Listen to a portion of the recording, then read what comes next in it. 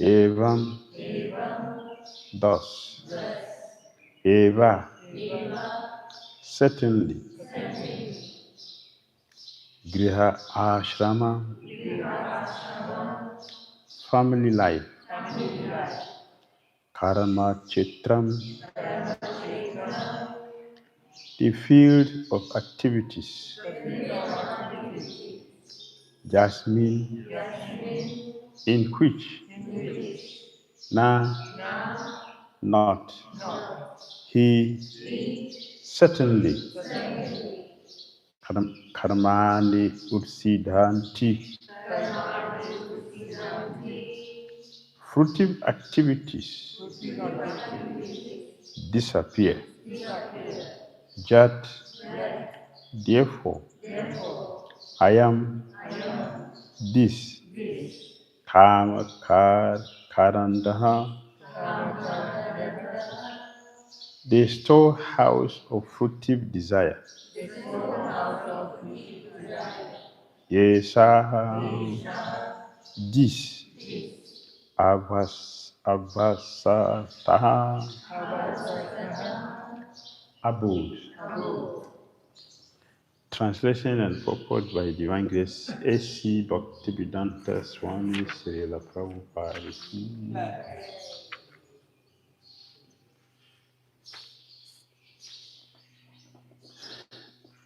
Every year the plowman plows over his grain field, completely uprooting all weeds.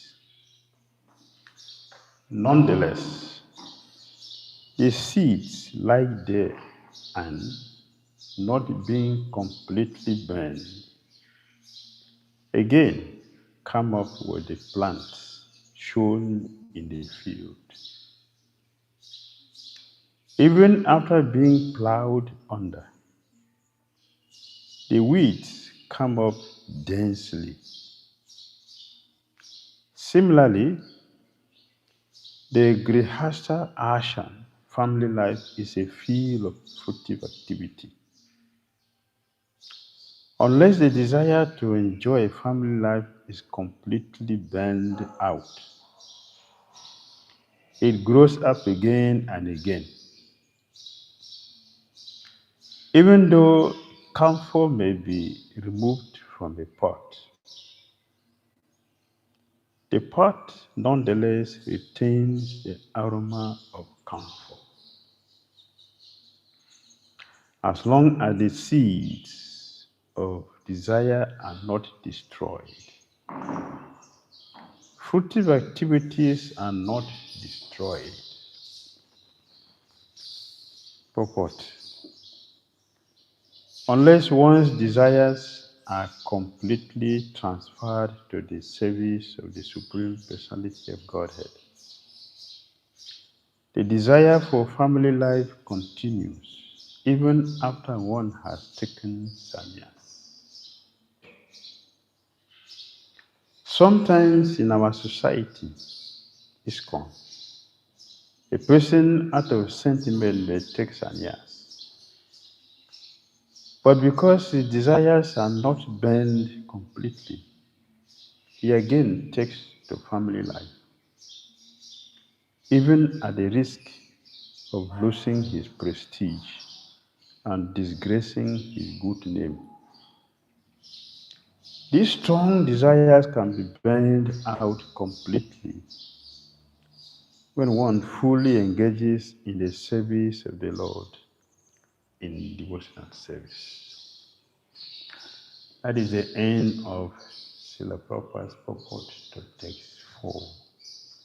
Srimad Bhagavatam, Canto 5, Chapter 14, entitled The Forest of Enjoyment.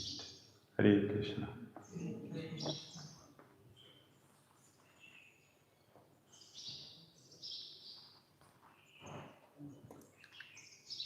Perfect analogy.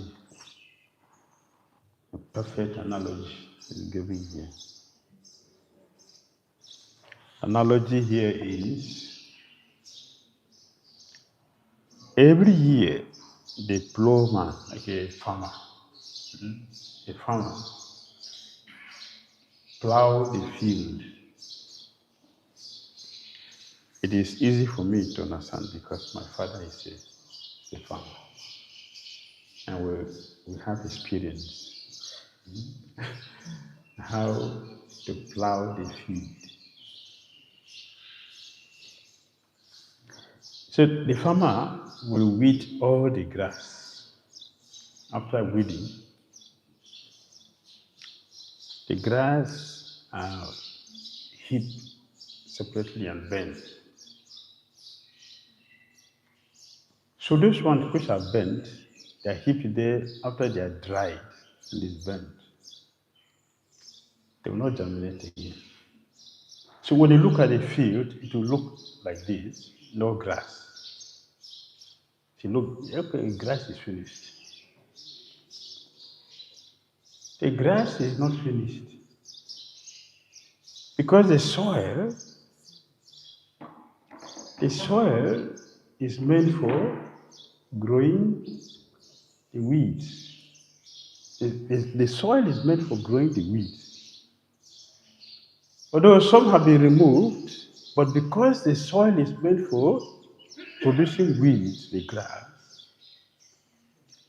after you may have also make their heaps and planted your whatever seed or whatever crops you wanted to plant. After planting all, within a short time, when you come there, you see that the whole place is covered with weeds.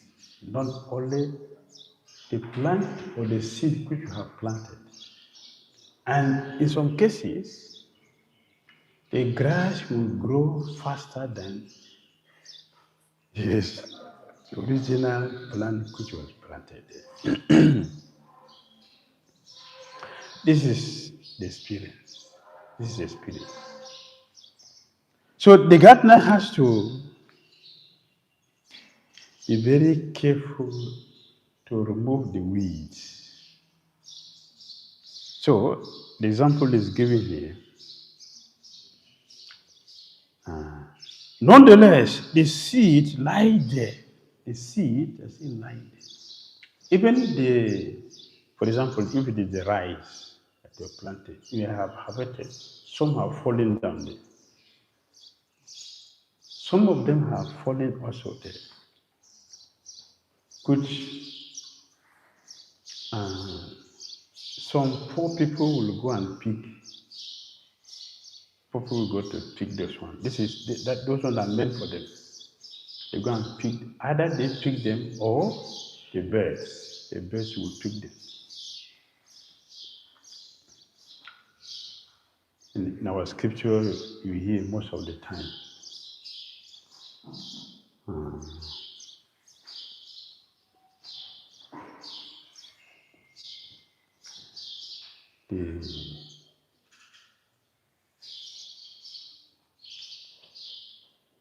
Many of them are described in Mahabharata and all the scriptures of a very poor. Okay, now a Brahmana who came to see Lord Krishna in Dwarka. The Brahmana came to see Lord Krishna in Dwarka. He was extremely poor, very poor. That when he was going to see Lord Krishna, after being petitioned severally by his wife, you have a friend who is Krishna, so rich, and you are poor like this, you cannot go and beg him for something. Go and ask him for something. My friend, why should I go and bother my friend for this? Go and ask him for something. If he's your friend, how can your friend be so rich and you are so poor? Go. When he finally decided to go, the custom is you don't go with empty hand to see somebody.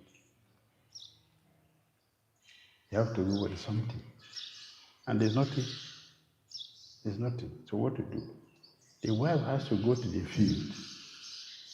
Yes, to go and pick some grain. What quantity will it be? A little quantity. A little quantity he picked. That is the custom. So he went to see Krishna, but he was ashamed. This is Sudama. He was ashamed to give that to Krishna because it is common, not a good quality rice that will befit offering to a good friend. Low quality rice. We say cheap rice. The broken one. Cheap rice is broken. You know the whole one, the broken. That's what he took to his friend Krishna. That is how it is gotten from the field. So even though the main quantity had been removed, some would fall there and they will germinate again. You see also when there is jagya, what is the jagya? Not in the temple, but if you do jagya in the field, and the grain which we use for the fire, some that fell in the fire they will burn, but some that fell on the ground, they will germinate. They will germinate. Why are they germinating? Because of the soil. Similarly, nonetheless, the seeds lie there and not being completely burned, again come up with the plant sown in the field. Even after being plowed under, the weed come up densely. Similarly, the Grihastha ashram family life is a field of fruitful activity. Unless the desire to enjoy, family life is completely burned out. It grows up again and again. There is analogy. If the desire is not removed, if the desire is not completely removed, whatever ashram will take after that, it will reflect the one which we just left unfulfilled. We have seen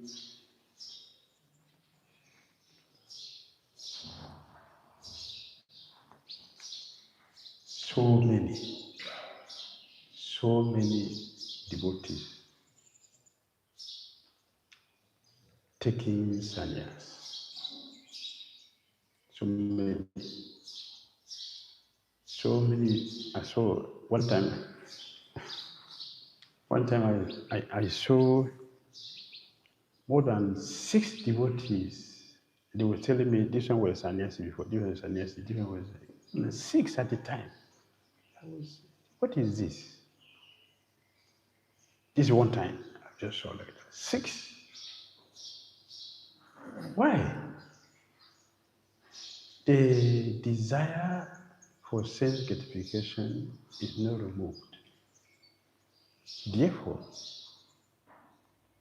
taking sannyas is dangerous because the desire will continue to haunt you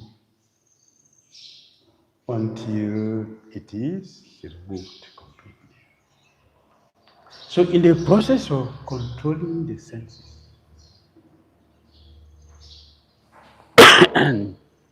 all the senses, the master of all the senses is the mind. For intelligent person who want to control the senses, we should start from the mind. If the mind is not controlled, all other senses may be controlled, but if the mind is not controlled, one is still in danger because the mind will continue to demand. And because the mind is very strong, very strong, the mind is stronger than intelligence. Intelligence is supposed to be stronger to direct the mind and the other senses. Sometimes we have seen that the mind is stronger than intelligence. So Papa gave an example. When the disease is stronger than the medicine. This is Bhagavad 634 purport. Papa gave an example. 634 purport. The disease is stronger than the medicine. That means the mind is stronger than intelligence. The result is that the mind will dominate all the senses and let it calm down. Is that easy? Okay.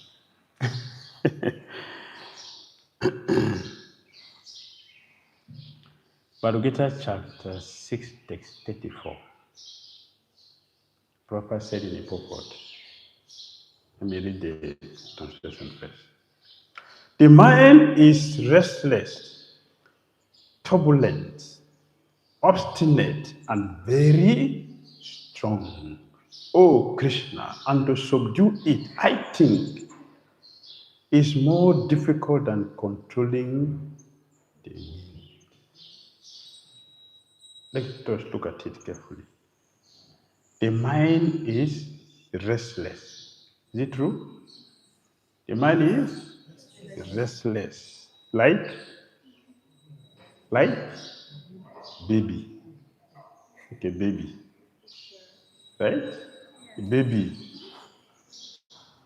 And everything a baby takes is eating. Everything. Everything the baby takes, knife or poison, the mouth. That is how our mind is. Restless. Turbulent. What is turbulent? What is turbulent? Troublesome. Troublesome. Like the wind is blowing a boat on the water. That is turbulent, not steady, not steady. That is the nature of the mind. The mind is not steady. Obstinate. What is obstinate? Very stubborn. Very stubborn. See, Christian, the mind is very, very stubborn. Stubborn what? I want to chant. The man says, I'm tired. I want to think about Krishna. No, I want to think about football. Cricket. That's the mind. That is how the mind works. Yes, and strong. This is Arjuna's realization. This is not a philosophy. This is practical realization. Arjuna is telling Krishna. So Arjuna said, to subdue it is easier to control the wind than to control the mind. Krishna did not say, you rascal student. Krishna didn't say that. I've been teaching you all this year. Can't you understand? Krishna didn't say that. Krishna agreed. Say it is true. It is true. But there is a solution. What is the solution? Two things Krishna recommended. Constant, don't practice, don't say practice. It is constant practice and detachment. Constant. Detachment means what? We shouldn't go to the places where gratification is there. We shouldn't associate with people who are in that side. We should not hear about those things. This is detachment. That practice has to detach. Or to withdraw the senses from this. It is called pratyahara. Pratyahara, to withdraw the senses from unnecessary objects. So Krishna said, yes, that is true. But the solution is to regularly practice and detachment. Steady. Even in the material world, there is a saying. What they said? The material world, they said, practice makes perfect. Steady and slow win the race. Steady and slow win the race. Some years ago in Lagos Temple, we used to have during our we used to have a kirtan every Friday. Every Friday we have kirtan, 24 hours. So towards the end, we used to have a competition. Who will continuously dance for 30 minutes without stopping? 30 minutes. Dancing. You do it in Lagos. Dancing continuously for 30 minutes, don't stop. So we have many devotees who do the competition. The devotee who always wins, the devotee who always wins is Damodara. When the whistle is blown, they will last for 5 minutes. They wouldn't go more than 5 minutes, tired. But this Prabhu, he will do like this. And he will cover 30 minutes. His Grace Brahmananda Prabhu asked Srila Prabhupada, how do one lead Kirtan for a long time? What is the secret of leading a long Kirtan? Brahmananda Prabhu asked. Prabhupada said, start very slow. Start very slow. And continue to build up, until you come to a dancing point. Don't start. Hare Krishna, Hare Krishna. 5 minutes, you are finished. family, you use 20 tones. Now you're out of tune, so you're finished. You cannot chant again. But if you are steady, very slow, you can chant for long, for 2 hours, no time. So this devotee always wins because he is starting, he always starts very slow, very, very slow, very slow. And he will cover 30 minutes. We have to sing for 30 minutes for him to dance for 30 minutes. Yes. Slow and steady win the race. That's the process. So Prabhupada said in the purport, the mind is so strong and obstinate that it sometimes overcomes the intelligence. Although the mind is supposed to be subservient to the intelligence. For a man in the practical world who has to fight so many opposing elements, it is certainly very difficult to control the mind. Artificially, which is the topic, so the same word we are using. Artificially, one may establish a mental equilibrium towards both friend and enemy, but ultimately, no worldly man can do so, for this is more difficult than controlling the raging wind. In the Vedic literature, Kathopanishad is said, Atmanam Ratinam Vidhi Sari Ram Ratam Evacha Buddhim tu Saratim Vidhi Mana Pragraham Evacha Indriyani Paranyahu Indriyani Havan Ahu Bishayam Teshu Gocharan Admindriya Mano Yuktam Bok Ti Ahu Mayisinaha. The individual is the passenger in the car of the material body, and intelligence is the driver. Mind is the driving instrument, and the senses are the horses. The self is just the passenger, the enjoyer or sufferer in the association of the mind and senses. So, it is understood by great thinkers. Intelligence is supposed to direct the mind, but the mind is so strong and obstinate that often overcomes even one's own intelligence, as an acute infection may surpass the efficacy of medicine. So the best thing is to control the mind, and the senses will be automatically controlled. The senses will automatically control if the mind is controlled. Otherwise, one will have difficulty. That same thing which you reject, you should go back to it. Many devotees, they gave up education considering it to be Maya. After a few years in the movement, they are back to the same place where they have rejected before.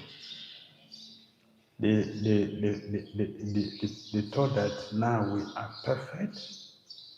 Education is Maya, marriage is Maya, having children is Maya. Therefore, renunciation means throw all of them out. They come back to the temple after 2 years. What happened? Going back to school, getting married again, and all these things. It is immature renunciation. In the senses, the mind has not been controlled, and we want to jump. To hear the philosophy, it is different from being on that platform. Not the same. So one should be on the platform. You see in chapter 3 Bhagavad Gita, text 6. chapter 3, text 6. Krishna was warning. Krishna was warning us.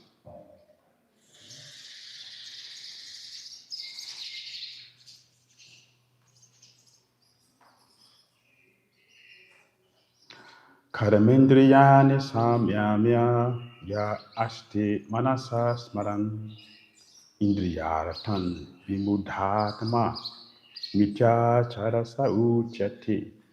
Mitya chara means a pretender. Why pretending? Krishna said, one who restrains the senses of action, but whose mind dwells on sense objects, certainly delude himself. Vimuda Atma. A Vimuda Atma is definitely a Mityachara, pretender. Yes. There are many pretenders who refuse to work in Krishna consciousness but make a show of meditation while actually dwelling within the mind upon sense enjoyment. Mityachara.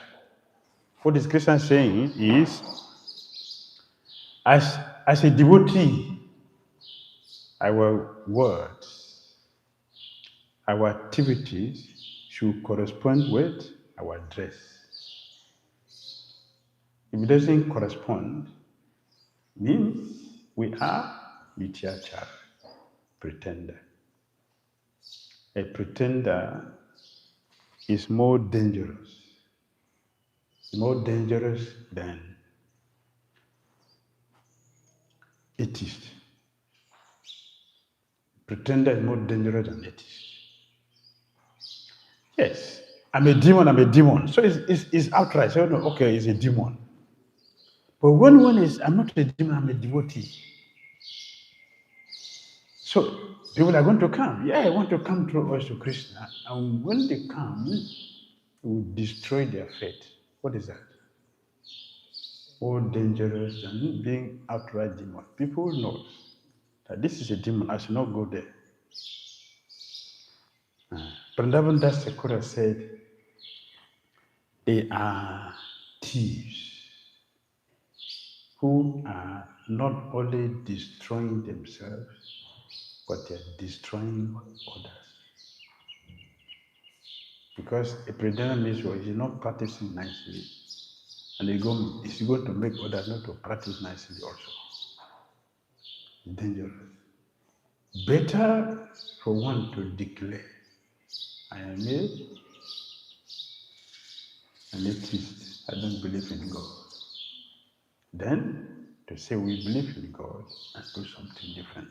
So our words, our action, and our dress should correspond.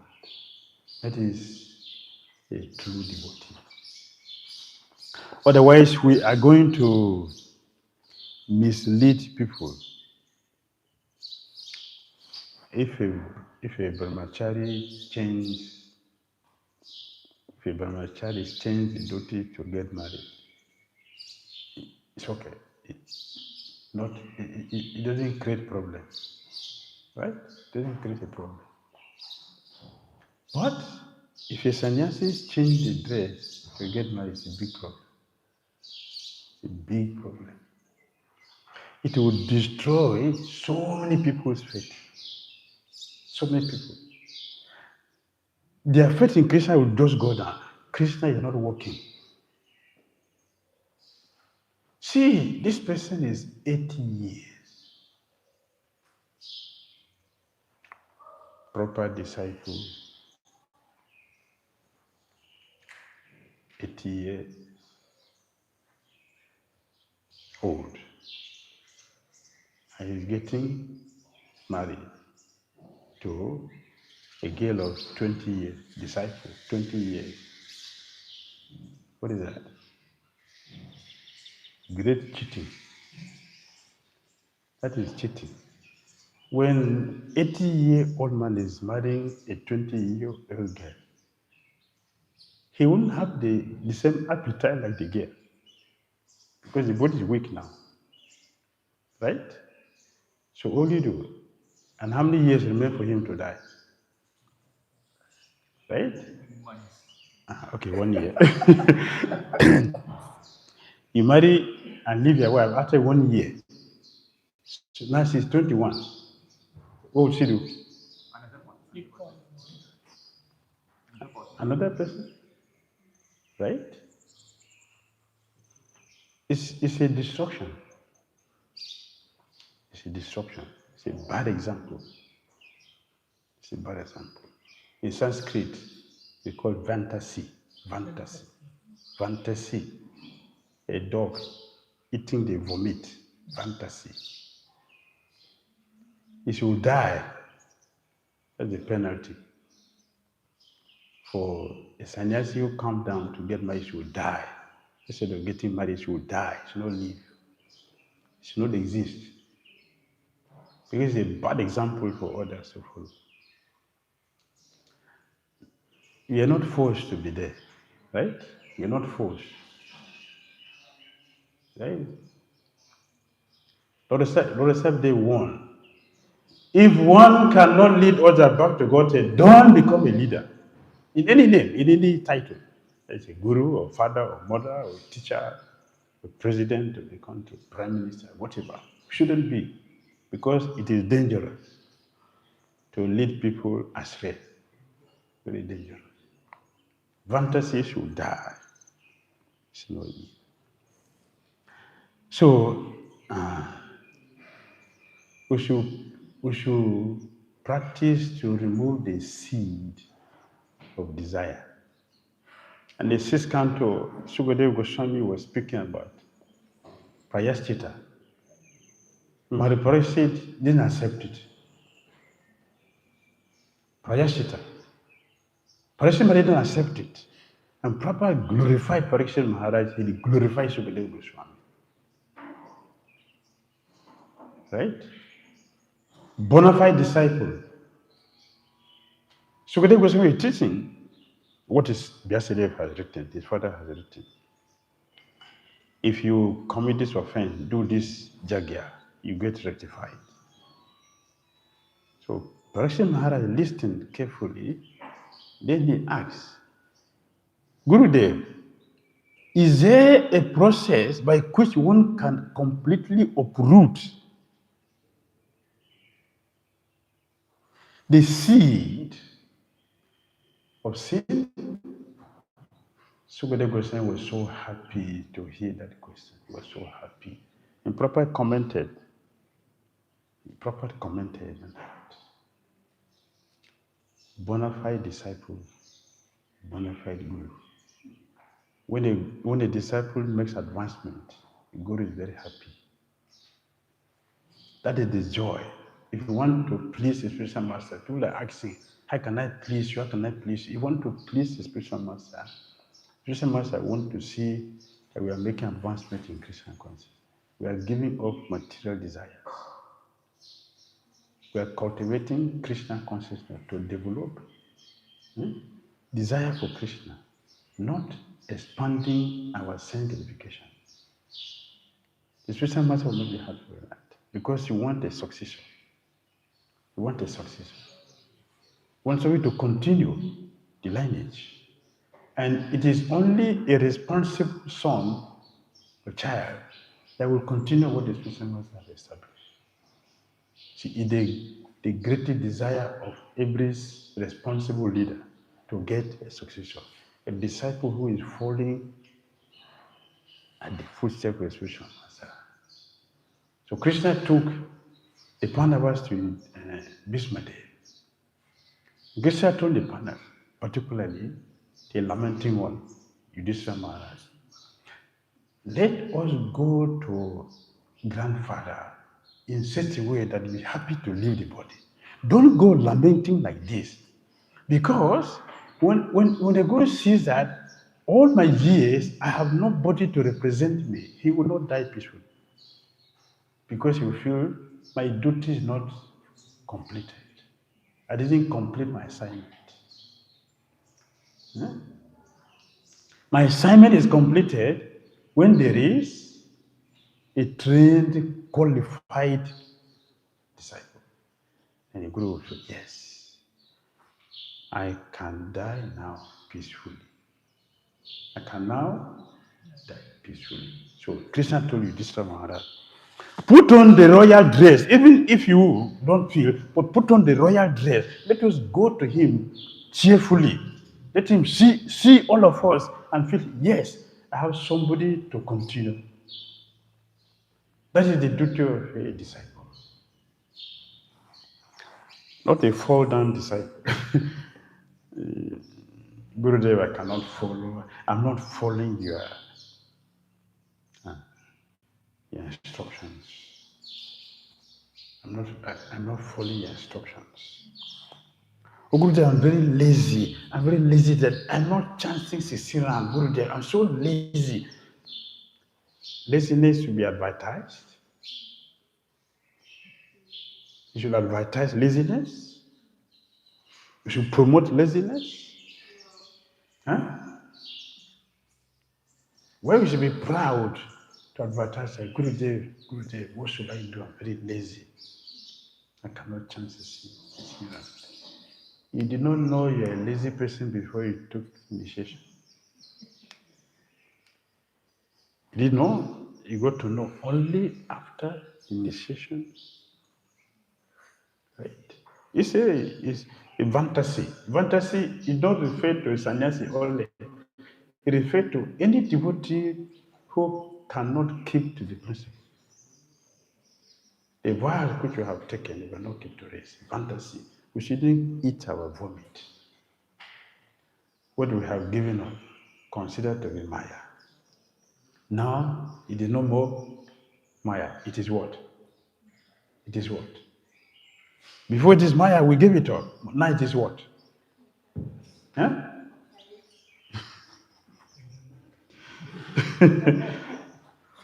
It's a degradation. It is degradation. We shouldn't be a fantasy. We should be a bona fide representative. That, yeah, this person wants to be very happy. So, okay, Yudhishthira he composed himself. And when Bhishma Dev saw the Pandavas, he was happy. Tears were coming from his eyes. The tears were coming not from the pain of lying on the arrows. The tears were coming from the joy of seeing the Pandavas alive. The joy from his protection. Two people protected the Pandavas to the ultimate. Bhishma Dev and Vidura. Their greatest service they did, the Krishna appreciated them, is the protection they gave to Pandavas, Vidura and Bhishma. Glorified.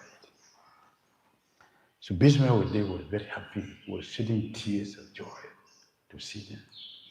And he started recounting. The difficulties you pass through. It's not possible for anyone to remain alive. It's not possible. The challenges you pass through, it's not possible for a human being to pass through this and remain alive like you are. Therefore, I cannot find any reason to your survival than you are protected by providence, brahmanas, and religion. 3 persons protected all of you. And for my daughter, Kunti Devi, you should have suffered the way you suffered because you have noble children who are Krishna's intimate friends. Yet, you had the bitter experience. Why? We should suffer because of our sinful activities. Kunti Devi suffered because they had pure devotees as her children. Why she went to the forest? For sinful activities? Because of pure devotees as her children. So Bhishma Deva appreciated that. Yes. So he told Yudhishthira Maharaj, now you are the leading king. You must accept this position. Look around. Look around. Look around yourself. It is you who is left to carry on now. Whatever you have, give them up and do the necessary. Ascend the throne. That was the only thing Bhishmadev was living for, to see the Pandavas on the throne before he leaves the body. Every leader has that responsibility, to see the Pandavas on the throne, and he saw to it. He fought.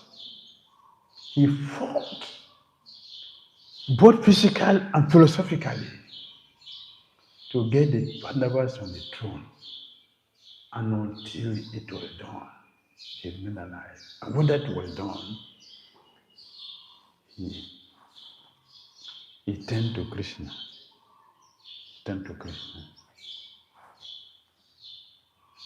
Krishna said, please, speak something to Yudhishthira Maharaj. Bhishmadev said, how can I speak to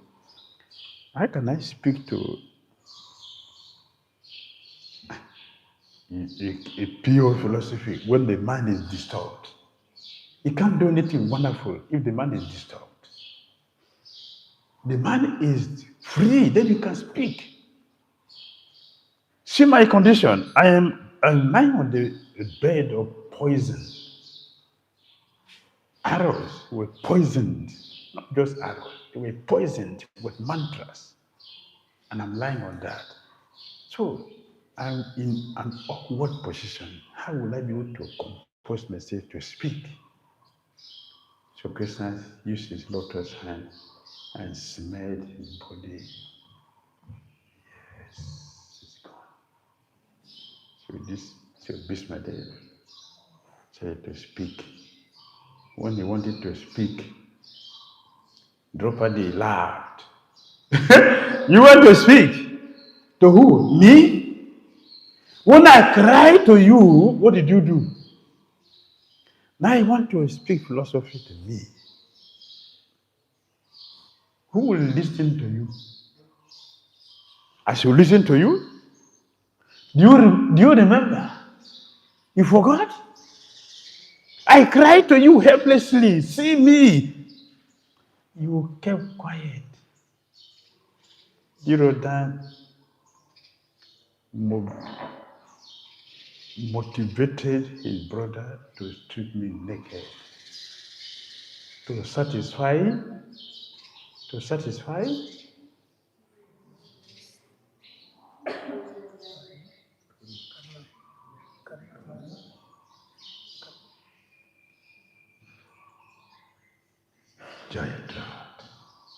Jayadratha.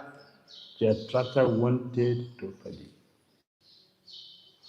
He couldn't get her. So malice was there in his mind. He was carrying that in his mind. The danger of sanctification, so dangerous. That one becomes senseless.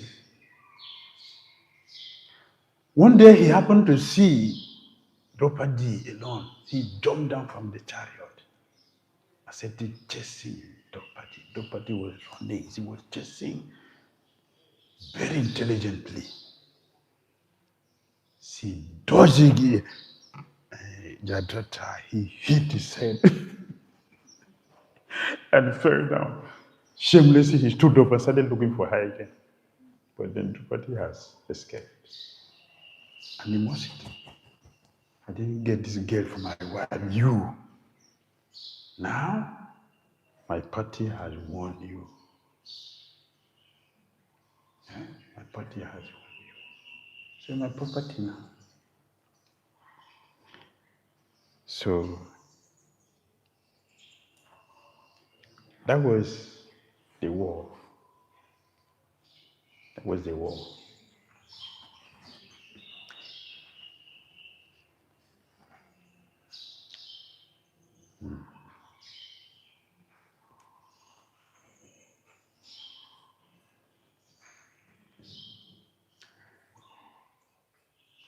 I asked you for help.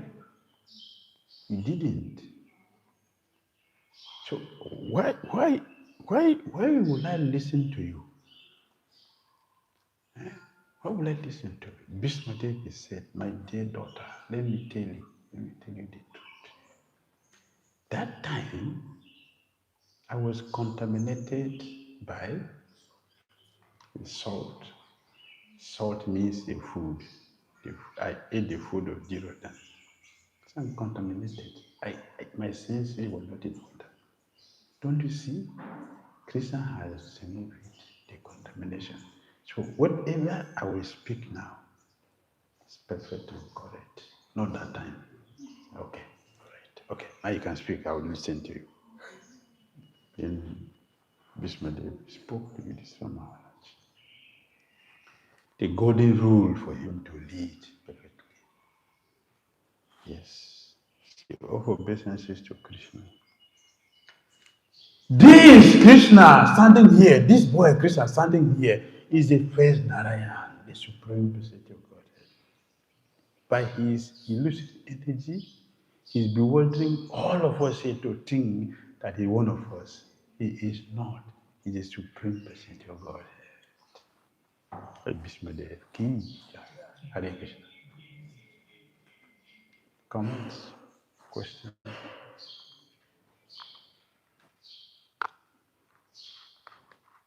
You are doing so much for us, everything, so that we can progress. And you know about us better than we know ourselves. You know every one of us. Some are following nicely, some are not able to follow. They are always complaining, and you get the complaints every time. You talk in your lectures, you mention every time. How do you feel when your disciples are not following?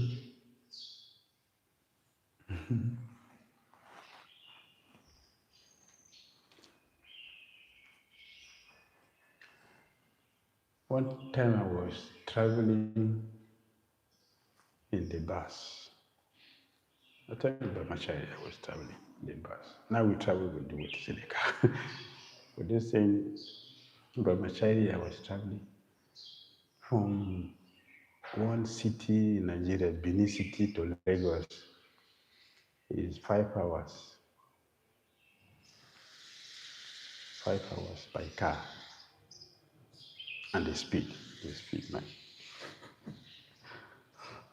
So there was a lady inside the bus there with a child. This child cried from Benin City to Lagos, non-stop.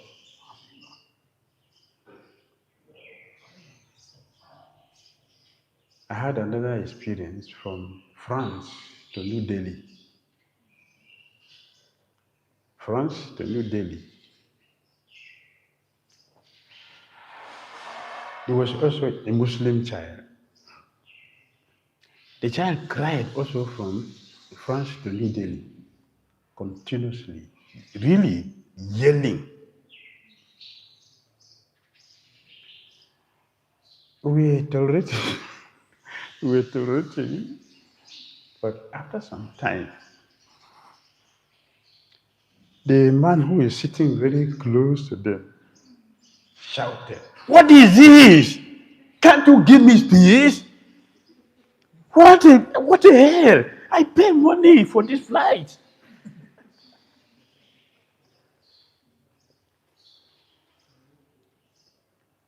The, the mother of the baby didn't say anything. She was quiet. But the father looked at the man and said, "You don't have a child? You don't have a child? It's a child. What to do? It's a child." So the man kept quiet. He didn't talk again. From France to New Delhi, very far, very far. The child cried continuously. I didn't say anything because it was a bit far from our seat. So one can feel it, what to do. But the one from Benin to Lagos, the bus is closer. On the way, the mother was trying severally different ways to pacify the child. The bus will stop some place for passengers to eat something. The mother will buy something and give to the child. The child will take it, look at it, throw it out of the car. I tolerated. 1, 2, 3, 4. The 51, she bought a loaf of big bread like this. The whole loaf of big bread like this. She bought it and gave to the baby. He stopped crying for a moment. Look at the bread. Threw it out of the window. In my mind, I told the mother, throw the baby out also. I didn't say it out. So what in my mind I was saying, what is making you to keep this boy? What is making you to keep this boy? You think this is only this time this child is giving the mother trouble? We don't know the one they've been giving in the house. Right? This is the only one we are seeing. The mother didn't think of throwing the baby out. It is me who was thinking like that, but not the mother. Why? The baby stayed in her womb for 9 months. She labored. So affection is developed, is there. So she didn't throw the baby away. So we accepted all of you out of love, not by force. And we know that you are whimsical. You're going to misbehave. So why you accept? You remember the verse we read yesterday? Did you remember the verse we read? I quoted yesterday, one verse. The Prabhupada said. Do you remember I quoted the verse yesterday? You don't remember? I quoted the verse yesterday from 8th Canto, chapter 4, text 15. Anyone remember?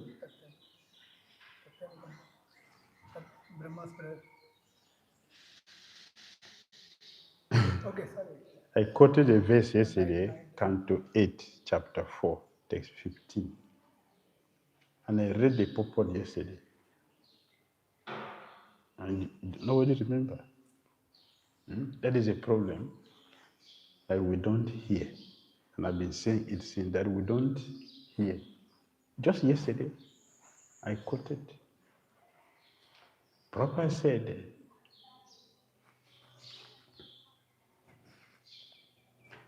I can read the purport from my head.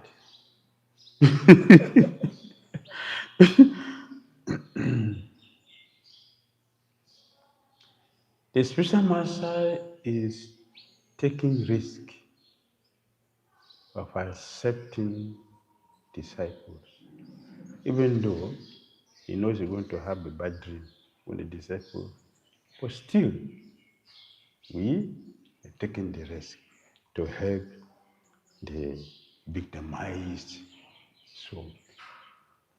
It's a risk. So we are taking it not by force. We're taking it willingly because he wants to help you. Therefore, it's a child. It's a child. So I should not throw you away. It's a child. That is a mood. That is a mind. The first person who asked me this question is Madhusudan Bishop. Will ask me, when we misbehave, how you feel when we misbehave and do this nonsense? For that moment, I can chastise, I can talk nonsense. After that, it's free from my mind. It's not there. It's gone.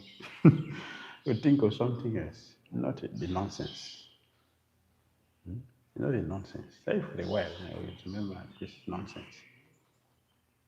There are better things to think. Christian Balaram. Why should I not think about Christian Balaram? You think of nonsense. That is how we feel.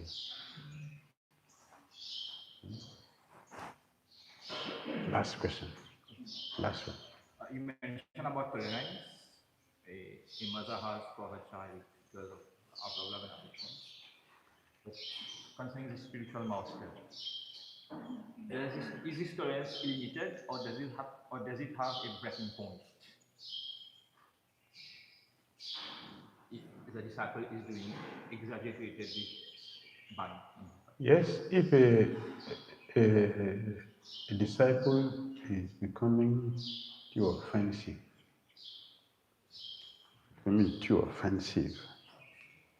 he has to be chastised seriously. I remember proper rejected and disciple. Rejected. Yes, some disciple can be rejected if they are too offensive and demonic, can be rejected. Yes. So it's not that we have license. Yeah, he's a father. Whatever I do, he will tolerate me as a child. No, it's not a license for us to misbehave. We should be responsible children. So if you become too offensive and demonic, you can be rejected. Yes. Srimad Bhagavatam ki jai, Srila Prabhupada ki jai, Hare Krishna.